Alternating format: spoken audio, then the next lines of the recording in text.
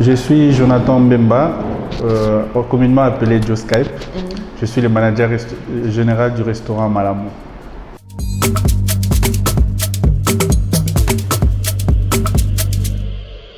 Si je dois vous parler des Malamu, nous sommes ouverts depuis octobre 2021, donc ça doit faire bientôt une année que nous avons ouvert ces restaurants. Et Malamu n'est pas seulement un resto-bar, c'est aussi un espace d'expérience.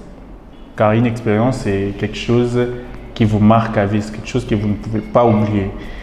Et en parlant des expériences, nous avons eu à organiser en partenariat plusieurs avec des partenaires comme Johnny Walker, Heineken. Et nous-mêmes aussi, nous avons pu organiser beaucoup, notamment des beach parties, des movie nights et tant d'autres. Mais nous avons l'intention de continuer à grandir ainsi, car nous voulons que les gens se souviennent des Malamu comme un espace où ils oublient tous leurs soucis.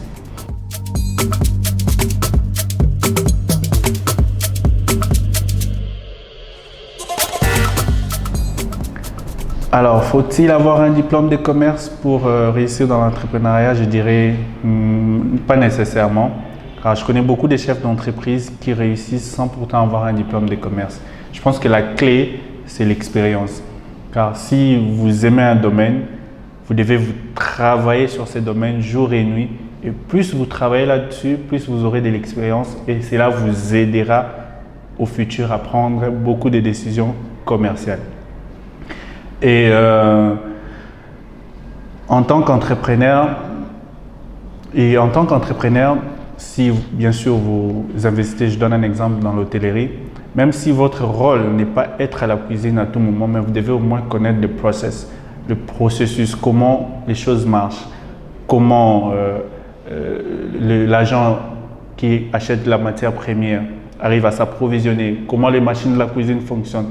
Car plus vous apprenez tout cela, plus cela vous aidera à prendre des décisions quand vous aurez des problèmes tout au long de votre parcours. Car les problèmes, je vous assure, en entrepreneuriat, vous en aurez toujours. Croyez-moi.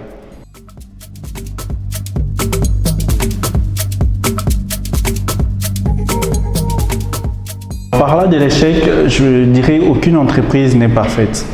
Car ça pas toujours arriver. Mais s'il y a un problème, ce qu'il faut faire, c'est de trouver une solution. Pas seulement une solution, mais trouver la meilleure solution possible. Parce que plus vous avez des échecs, plus ça vous rend fort, plus ça vous donne de l'expérience. Et si vous restez concentré, cela vous aidera à prendre des décisions et à mieux se remettre sur pied sur le plan émotionnel, professionnel et social.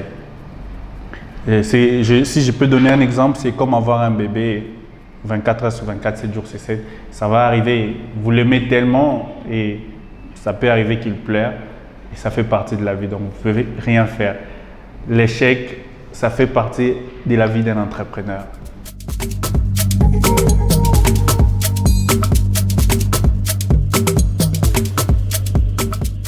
L'important, c'est la vie quotidienne intelligente et adaptative. Je pense que c'est la gestion du temps.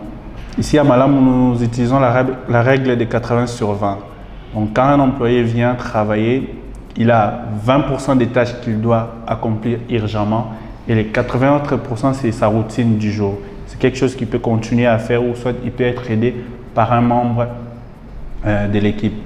Et le quotidien intelligent, c'est de toujours apprendre quelque chose de nouveau tous les jours.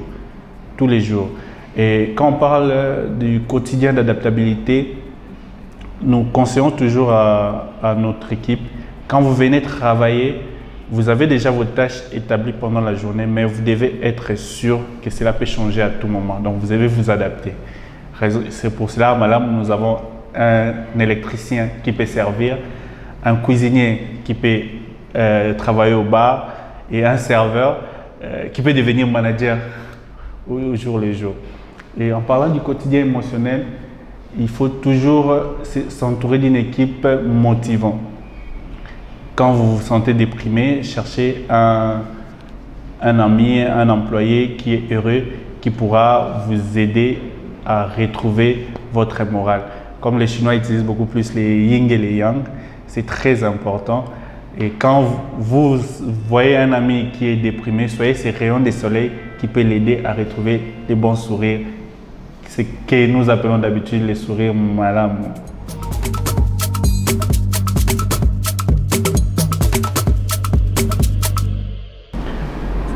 Alors, une déception professionnelle, ça peut toujours arriver. Comment rebondir? La première des choses à faire, c'est vous respirer profondément. C'est très important. Ça paraît simple, mais ça peut vous aider car si vous vous laissez emporter, ça peut impacter vos décisions professionnelles. Comment rebondir après une déception professionnelle? Moi, ce que j'ai l'habitude de faire, c'est respirer profondément. Ça paraît simple, mais c'est très important car la déception professionnelle peut entraîner des rebondissements sur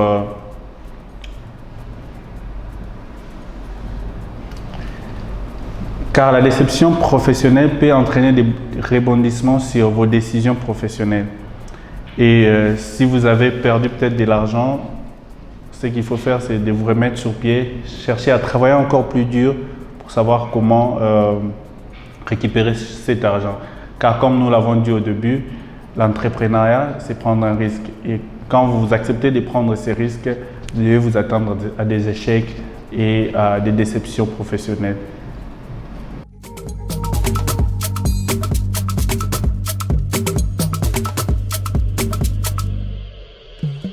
Comment s'épanouir dans un environnement entrepreneurial? Je pense qu'en tant que chef d'entreprise, vous devez être très organisé. L'organisation est très importante et vous devez avoir des équipes très motivées et vous devez définir également le rôle de chaque membre de vos équipes. Et aussi avoir des chefs d'équipe qui savent prendre des initiatives car vous ne serez pas là à tout moment.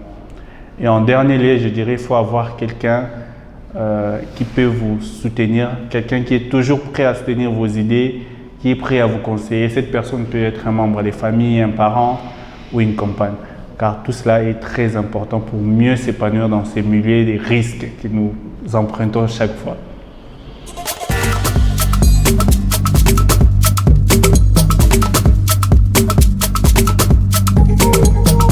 L'entrepreneuriat congolais est déjà en plein essor et nous voyons aujourd'hui des choses qu'on ne voyait pas il y a cela 3 ans, 4 ans. Il y a des applications de livraison qui naissent du jour au jour. Il y a des marques, des produits locaux. Il y a notamment des espaces très innovants. Donc je dirais l'entrepreneuriat est déjà en plein essor sur pratiquement tous les plans. Les plans agriculture, technologique ou dans le tourisme. Et cela motive beaucoup de gens à chercher à créer des entreprises très innovantes. Car plus il y a des entreprises, plus ça fait avancer les pays. Car les pays en ont vraiment besoin. Et cela génère aussi beaucoup d'emplois. Et avec une communauté solidaire, je pense que nous avons le potentiel pour qu'à l'avenir, nous ne puissions plus compter les millionnaires congolais au bout des doigts.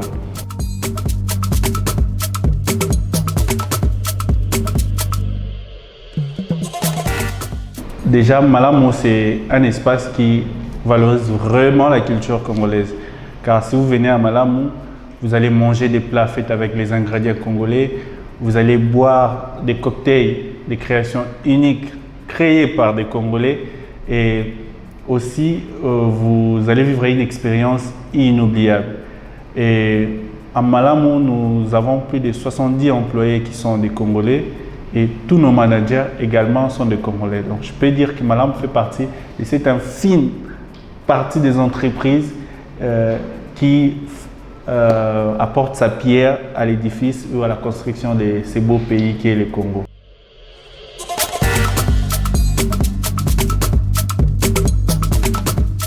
Ensemble, avec Buy Congolese Good, nous ramenons le Congo sur la carte du globe pour l'excellence et la grandeur.